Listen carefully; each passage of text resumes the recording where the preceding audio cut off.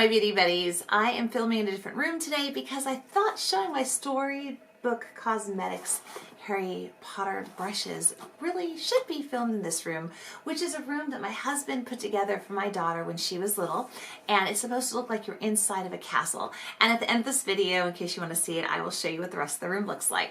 But anyhow, that's why I moved into here. If you think I should film more videos in here, let me know. It's not as bright and beauty room looking, but I thought it was perfect for this. So let's go ahead and take a look. When you open up the box, it has a little card, you know, Storybook Cosmetics. And it says, once upon a time, there were 3 sisters who never stopped believing in fairy tales, and they all lived happily ever after. We thank you so much for ordering. We truly appreciate your business. Mandy, Missy, and Erin. So that's a little nice little card in there.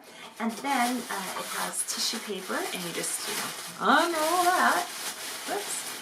And it has a nice little bag like this with their logo, S.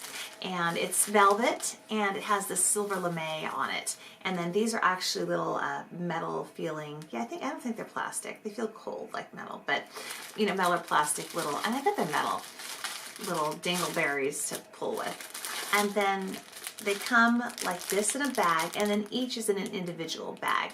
So let me go ahead and show you what they look like out of the bag. Oh, and I had to just show you, I grabbed my little Harry Potter wand that we got when we were at Universal Studios for Danielle's Make-A-Wish Foundation trip. So anyway, I just, had to have this out while I was taking these out. There are 5 brushes in this set. Now, I have to say I'm very impressed with the way that they're made. They are made with metal. This is actually metal. They are heavy. They are not cheap.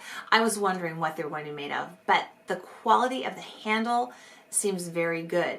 Now, the brushes themselves, let me just show you this close up. I've only used these probably about 4 or 5 times, and I have cleaned them with a spray cleaner that I then, rubbed onto microfiber cloth, and they cleaned up well.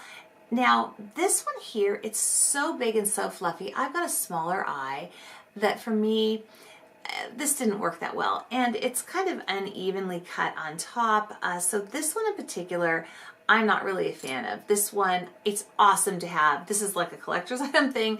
I'm a huge Harry Potter fan, so I like it, but it's really not a good brush. This next one though, I really do like this one because it just, when I want to put a wash over my entire eyelid, oops, don't want to get my hair in there, when I want to do a wash of my entire eyelid, it does a really good job, and it actually picks up product pretty well. So I'm not saying that these are super high quality, but they're not like total crap. Well, that one for me doesn't work at all. But this does work. I tried to do all my eye makeup with these one day, and I did have to dip into my other brushes because I needed a tighter little crease brush. So let me show you the other one. So this one, is good for detail, great for inner corner. It's very firm. So, while you could dab on here, or you could get into your crease very, thin, dark lines, you just didn't have anything kind of in between the giant, what I call useless brush, and this. So I did have to reach into my collection to get something to work, between those two, and I put on my shadow. Then you have your last little 2 guys, which are these 2. And I'll do close-ups of the handles in a second for you, but I just wanted to get into the brush part because you might be buying these to actually use them as brushes. This brush here, for me, it's a little too large for eyebrow, but it actually worked really well for me for blending, and I actually tight lined with it, which was surprising for me because usually this is a little bit thick for me for a tight lining brush, but it works. I was trying to find ways to use this brush. So this one actually worked well. Then the last guy, this one here, I just didn't find that it picked up much product. It's small, so I thought, it might be just good for detail work. And I think for blending it's okay because it's very, very firm, but this one didn't work that great for me. But overall, I love them. Look at the handles here. Those are just really, really neat. I'll show you each of them kind of close up like that of all 5 of them. So again, they're really well done. But if you were expecting Wayne Goss level brush or something, it's obviously not that, but they are fun, and they're okay, and honestly I'm glad I bought it, and I would have been mad to not have them, even knowing that out of them I think 3 are actually very usable and 2 are just kind of okay.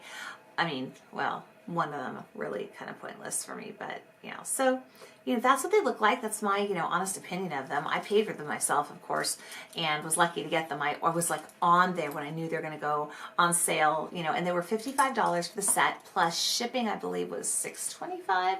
So they were not inexpensive, but I think that they did a nice job on them. Again, more of a collector's type of an item. I want to find some kind of a neat cup kind of to display them in, because they're just so cool. So hopefully that helped you if they come out with them again and do another run. I'm assuming they will, because these sold really, really fast and well, that you know what to expect. So if you want them as a collector's item, go for them. If you're looking for good brushes, don't buy these. And if you want something good, go get the Royal Langnickel, like the Moda brushes or something, because those are like really inexpensive and work super, super well if you're looking for inexpensive. So let's take a look at the room now. So this is the room that my husband put together for Danielle when she was, gosh, probably about 6 years old. He was looking around for ideas, and then he found this set from Rumpelstiltskin on eBay, and he bought it and modified it to fit the room, and went ahead and built all these castle-looking walls in. He then went ahead and got the wood that you see on the ceiling. It's all real wood except for the giant beams. Those are faux. And he went to a lumber yard up in the Santa Cruz Mountains, and he just found old weathered ones. We were all there kind of looking for the most old weathered looking ones that we could. And then he put this whole room together with a little bit of help from me and one of his friends. So the mural we actually were able to order online. We wanted to kind of lighten it up a little bit, make it a little bit fun and story-ish. And we just went online and he found this and then ordered it to size for the wall. He hand painted the doors to look like wood to match. That took him hours. He did a really beautiful job. You can really, I think in real life they look more real than they're looking through the camera right now. But anyway, that is his kind of little work of art of love for Danielle that he did. And I just love this room. Little tiny castle thing down there. The furniture we got it at an auction a long time ago.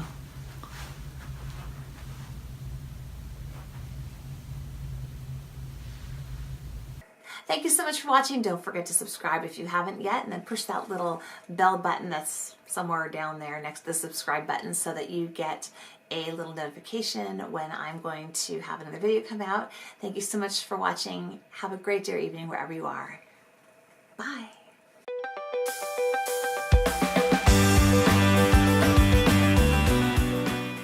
Camera, turn off.